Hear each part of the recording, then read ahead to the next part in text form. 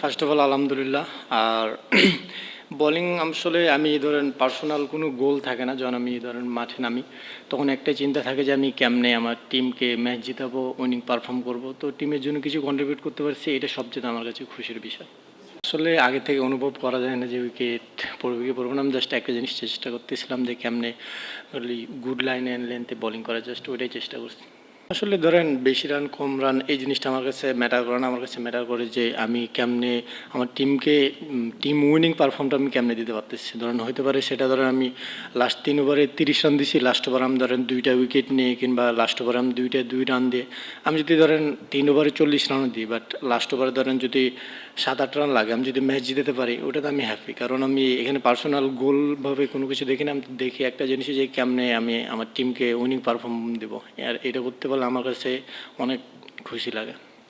না আসলে ডিফারেন্ট না, কারণ আপনার হচ্ছে আমি আমার পেজ ধরেন এর আগে যা ছিল এখনও তাই আছে।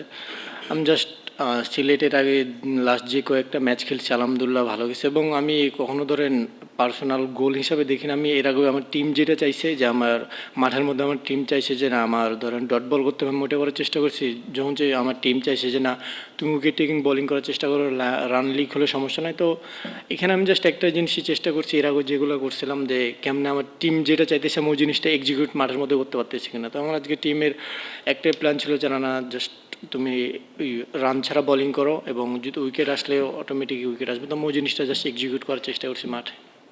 আসলে দেখেন সিলেকশন এই প্ল্যানটা আমার হাতে না, প্রথম কথা। সেকেন্ড কথা হচ্ছে আমার কাজ হচ্ছে একটাই, কেমন আমি পারফর্ম করব।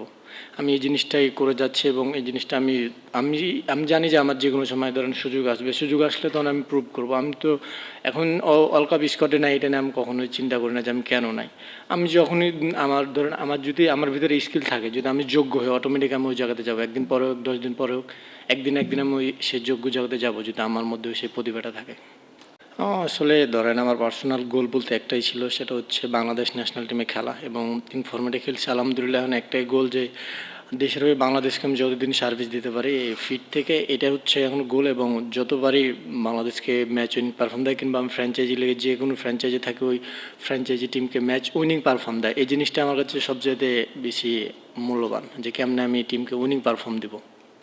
পেস আসলে এই জিনিসটা নিয়ে আমি অত চিন্তা করি না, কারণ এটা কিছুটা গড গিফটেড, এবং আমি কেমনে ডিসিপ্লিনে থাকা যায় ওই জিনিসগুলো সবসময় ট্রাই করি, এবং চেষ্টা করি যে কেমনে আরও স্কিল আপনার ইন্টারন্যাশনাল ক্রিকেটে আমি ধরেন পেস জিনিসটা ঠিক আছে আপনার ম্যাটার করে, বাট ইন্টারন্যাশনাল ক্রিকেট যেমনি এগিয়ে যাচ্ছে, পেসের সাথে যদি আপনার স্কিল ডেভেলপ না করেন তো ধরেন আপনি বেশি দিন টিকতে পারবেন না। সো আমি পেসের সাথে চেষ্টা করতেছি কেমনে আমার স্কিলটা আরও ডেভেলপ করা যায়।